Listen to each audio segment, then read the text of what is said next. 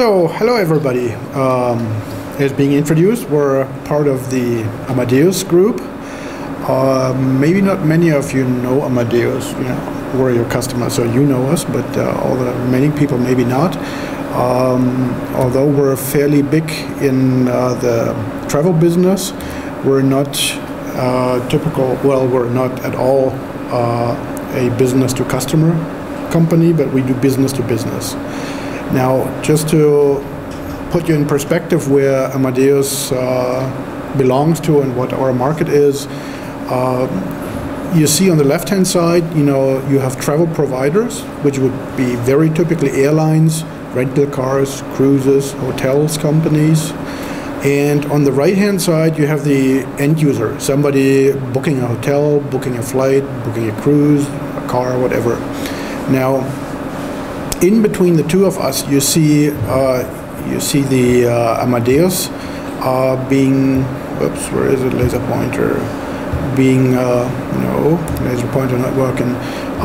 You see us here with the global distribution system and IT solution. So what we're basically doing is we have all the data that is required, flights, inventory, hotels, and we're using the data to, first of all, look up, what you can book, and also, secondly, do any bookings, which is, again, mostly air-related flights, but also hotel, rental car, cruise. Now, what you see is that on the left-hand side, as I said, there are mostly bigger airline companies. You probably know all of the, BAs, Air France, Lufthansa's, and the travel agents that you have are, if you look back historically, maybe 15, 20 years, those were the companies that you mostly had in the pedestrian zones of your bigger city. So when you wanted to book a flight, there was no such thing as an internet. You went downtown, you went into the travel office and said, I want to go to New York. And what happened then at that point is, there was a lady with a cryptic green screen, what we call it. So it was the, ASCII terminal, and she typed in weird commands that were not comprehensible even for Linux people, or Unix people then. And out came a list of 5, 6, 8, 10 flights that you could pick if you wanted to go from Munich to New York, Frankfurt to London, whatsoever. And what I wanted to tell is, what we call the look-to-book ratio. So, you went ahead and said, I want to go somewhere, and basically the travel office that you had gave you 10 choices, 8 choices, 12 choices, not 10,000 choices. When the internet started really kicking in, when people had DSL at home and stuff like that, things have moved dramatically into a market where you're no longer going downtown, you're sitting at your computer and you look for some of the companies that are listed here, which could be the Expedias, the Kayaks, the Travelocities. It can still be regular travel offices, like most often business companies rely still on a travel office, but an awful lot of stuff is done online. And the second gray bar that you see on the bottom there that says airline direct distribution is typically when you book directly through the airline. So this is just to give you a small introduction on how that stuff is really looking like. And I think we want to start here. I'll do some stuff later on. We started with Couchbase. It's been that time version 2. Yes, and just studied the proof of concept. So we just took the software, installed it, and developers that tried to push some traffic from the real application to Couchbase. And what we find out that time was that writes all happening single-threaded, and the hardware, because we run our own data center, and the footprint is very limited, network ports limited, everything limited. It's on the cloud. So we really have very big machines, but not a lot of them. That's why the hard disk, in our case, it's not a hard disk, it's a so-called fusion card. It's a NAND flash, which can do a lot of transactions, a lot more than normal HDD.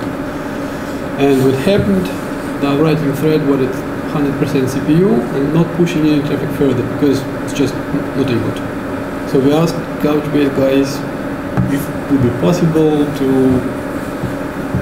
do it multi-threaded so we can utilize the server fully. And that happened, I think, in the version 2.2, if I'm not mistaken. And then we created so-called CouchP project, which we run still. And the goal is to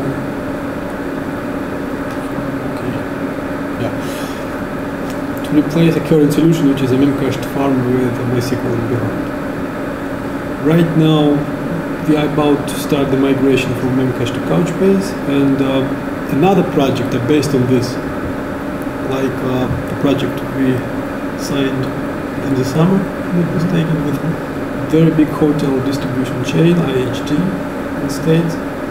And many projects are based on this. So Couchbase is really about to get really big in hotels.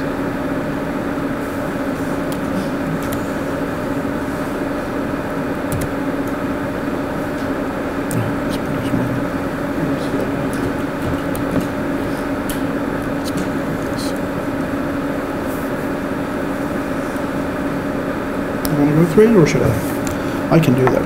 So, you know, this is a typical flow or scenario that you see if somebody is asking for a flight. Now, typically, you know yourself, you're going to the internet, and basically you're saying, I want to go from Munich to, you know, pick your destination, London, Paris, whatever. The very first thing that you technically have to do is, you know, the origin and destination, the OD pair. But there is a multitude of different flights you can take. You can go from here to New York through London, Paris, Rome, Zurich, whatever it is. So first of all, you need to build possible routes with an application that we call PFX, self-written. And this one tells you, and it, you know, that's not very easy because you can also go from here to London through Tokyo or Los Angeles. It probably doesn't make any sense. So you have to put in a lot of, you know, knowledge and experience to say where does it make sense and where doesn't it make sense. So first of all, we do, you know, the route explorer. So we check which route, and we limit it, of course, to the ones where we think it makes sense. And then the next step there is a connection builder. So, you know, now you have 15, 20, 100, 50, whatever possible scenarios where you go, and now you need to check, well, you know, are there still seats in that plane available? Because it doesn't really help you a lot. If the plane is already booked, then, you know, you don't have that route available. So the step after, you have all the different origin destination possibilities where you can travel. You need to check which of the flights are really available. And then you see that number 4 in here, which is really the availability calculation, which kind of gives you at the very end, yes, this is a possible solution that you have. And then the last step is that you price it. And you see what's here meant as availability calculation is the project where we really used Couchbase from the very beginning, which Michael mentioned would be the CouchP project, so the Couch project. Where we're trying to replace the existing solution, which we're going to tell in more detail in the next couple of slides. But this is the number 4 is the part we're really focusing on right now. Okay, this graph could give you an idea how many requests per day we receive. How many it's, day in a day? It's like this is a per day, and it's 30 billion. Is it 300? Oh, my glasses. It's there it is, 300 billion. So we have 300 billion requests per day for availability. And because these requests are not really booking requests, so the people come, they see, they look up, and they kind of, oh, maybe I book later, maybe the price will get better. So this request for us is just cost.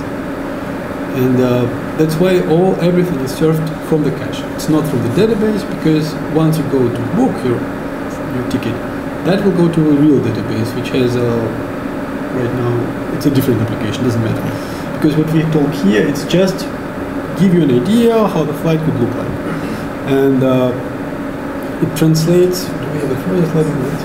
Yes. No? This is the architecture. Okay, that translates right now, if I'm not mistaken, something like 6 million requests a second reading and about 2 million writing requests a second. So it's really powerful application with most traffic vector. And the current architecture looks like this. The requests come into the availability service. This application service is just a big farm of 600 right now. They send requests to memcached farm, which is about 36 servers. And as persistency layer, we use MySQL. They are sharded into 7 shards right now. This solution is not really manageable. We're trying to replace this with Couchbase because it's much easier to manage. With the current architecture, if we would like to extend the farm, we install a new one on Memcache and migrate the whole traffic. It's just not really manageable to extend the farm. That's why the solution works right now, but in case we face more traffic suddenly, then not really.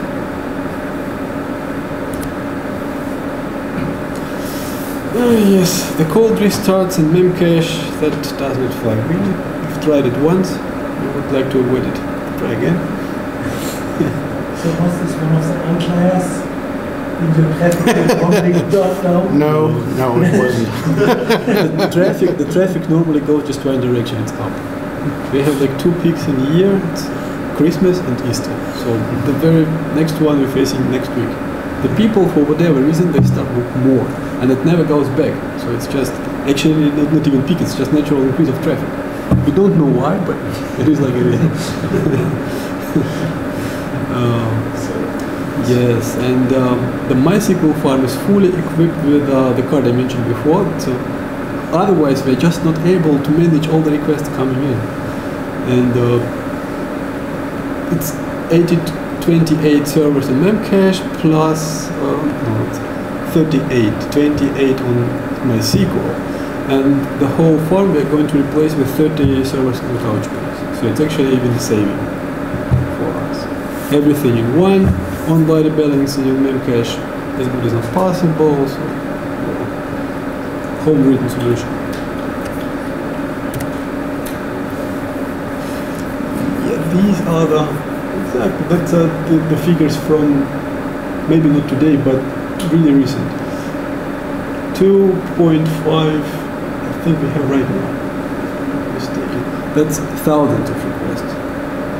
And this is cents per second, so it's just right. I mean, to me, 2.5 million is a big amount. And the most of them are updates. It's not even creates, it's just updates. You can imagine, Couchbase append only, right? So we append. Sometimes we delete the old ones. So the whole farm is really chewing in its data. And the gets are even more than I thought. So it's like 20 million a second with some peaks. Big application. Yeah. This is the application we aim right now. So the server's already set up, installed, we just wait to start the migration after the Easter peak. So after everything like settles down, right now we have so-called freeze. We're not allowed to touch anything, just in case. And after the freeze, we will start the migration from Memcache to these 30 Couchbase servers.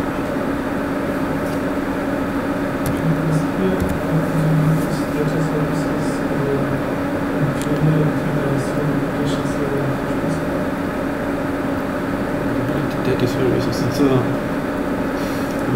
like also called middleware.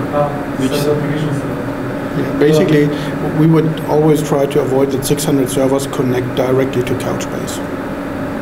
We want, an isolation. Well, historically, we want to isolate that, and so only a small percentage of the servers that are doing availability are the ones that are connecting to the database, be it the Memcache, be it the MySQL, be it the Couchbase. So should I go ahead? So, one of the things you may have seen from the steep ascent of the requests is that, well, I said, 20 years ago you had a look-to-book ratio of something like 10 to 1. As of today, it's way more than 1,000 to 1. So we're coming towards 10,000 relatively quickly, and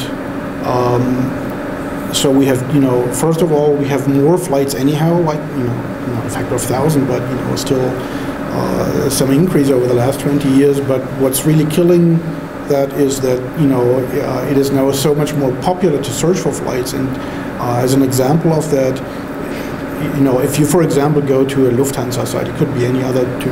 In the meantime, you as an end user, you can go ahead and say, I want to spend 500 euros. I want to be there in March. It must be where a seaside is, and I want to play golf. And then, the website does click, click, click, click, click. And at the very end, it'll tell you, you can go to this place for this money and that place for this money. And, as you might imagine, this is thousands and thousands and thousands of requests just to calculate your requirement that you wanted to go in March to a place that is close to the sea, has 25 degrees, and you can play golf. And this enhancing this functionality for the end user results for us in a massive increase in availability requests, which we have to deal with. Now, as Michael explained how that farm looks like, now the actual farm we have is a mixture of 560s and 580s, HP standard Linux servers, x86. As he mentioned, they are the big servers, so we are having 1 terabyte of memory in each of the 30 servers, which means our whole farm is 30 terabytes of RAM that we need, because the complete data set for availability is in the range of 10 terabytes, and we keep 2 copies for resilience reasons. If there is any impact on that, you have very, very, very unhappy customers. You can't, you can't say, well, it's going to work tomorrow. It's like, if it doesn't work in 5 minutes, they'll shred you, into pieces. So that's why we keep 2 copies of that, so that we can always lose at least 2 servers, or in our case, 2 fire cells. The servers have 4 sockets, both of the type of servers, and we're running them with 2 10 gig networks, which are an active-passive bond for resilience reasons. And as Michael also mentioned, they have the I/O scale card, which is a PCI flash card with a size of 3.2 terabyte, which is a pretty good fit to the 1 terabyte of data that fits in there, because we have, for the compaction, we need overhead and maybe for some growth. And the 2 OS drives are used in RAID 1 simply for resilience reasons. So this is a more generic slide on how we look at it. What you see here is a 580 Gen 8, so the server we don't have yet in that farm. And it gives you an idea, if you look on where the hell is really what's the performance that you have. And you see that if you look in I/O performance, on a 580 Gen 8 with all the links, if you read from memory, the whole server is able to sustain 190 gigabytes a second on a single node. This is pretty impressive. And if you run NUMA, then you get latencies of 100 nanoseconds. Now, anything that is not in memory, and you see the PCI flash cards, they're we consider them really, really fast. But there you see about 3 gigabytes a second, and you have a 50 microsecond latency in there. So the orders of magnitude that you're dropping, even if you go to flash storage, is fairly significant. And the strength that you have with Couchbase is that you stay in memory. The reason for us for having flash cards is not that we want to read data from the flash cards during operations. The data must be in memory. The flash cards are there for 2 reasons. The first one is we have very, very intense writes. As you saw the sets per second that we have, that it would be incredibly hard for us to do that on spinning disks. And the second thing that we have is we would like, in a case that we need to shut down or bring back a node, we would like to have the cache warmed up pretty quickly. And that's a bit of a challenge if you have just a handful of spinning disks. So the Fusion I/O card really offers you way better performance there. Now, for some cases, we're often talking about production, which we told you, but in Amadeus we have, other than production, you have about 11 more test phases, different test phases. For those test phases, performance is not the big issue, and so you can live with a spinning disk there because you simply shoot never a massive amount of traffic there. So as an alternative for the test machines, we also use classic spinning disks, which are significantly less expensive. And in throughput, you can also get more than 2 gigabytes a second from the smart array adapter in those machines. The Couchbase benefits that we have seen over the probably past 15, 16 months, I can't really remember when we started at the very beginning, is that it is fully living off memory, which gives us, first of all, a very quick response, and it gives us a very predictably quick response, which is even more important than just being fast. It's predictably fast. Because if you start having outliers significantly, then some of your requests will take significantly longer, and this just makes very unhappy customers, which we're very afraid of. What's also pretty nice is something we don't have in the memcached. The memcached again is a layer where we also do some kind of sharding, and we have 2 copies of the memcached, but there is no way of rebalancing anything there. It's like that. That's more or less an outage. With Couchbase, we can rebalance, without shutting anything down or having a really major impact. When we got the first no, I think you wanted to talk about it. Huh? Yeah, no, you said that. From the very beginning keep on of this talking. project. And as I mentioned, the multi-threaded writing subsystem, that we really needed this to make use fully of the Fusion cards, so they get utilized properly. And for us, we also run, as I mentioned, the data center. We have like 6 file cells, so called isolated rooms. And for us, it's very important that we can, at any given time, lose one. With the version we started, there was not a thing like rack awareness. That means we never can really predict which copy will end up where, in which server. So we requested this feature from the guys, and with version 2.5, we got this. And something which is not on the slides, also cooperate with our security guys, they gave us really hard time. With version 3 of Couchbase, you get HTTPS and to HTTP access log. And we asked them to kindly backport this feature to 2.5, which we started with production. So they did, and we got the security stamp, the PCI, because if you deal with credit cards, you have to pass the PCI audit, which is payment card industry, and it's really tough. But we have the stamp. Okay, next slide is the easiest one. Yeah. Thanks a lot.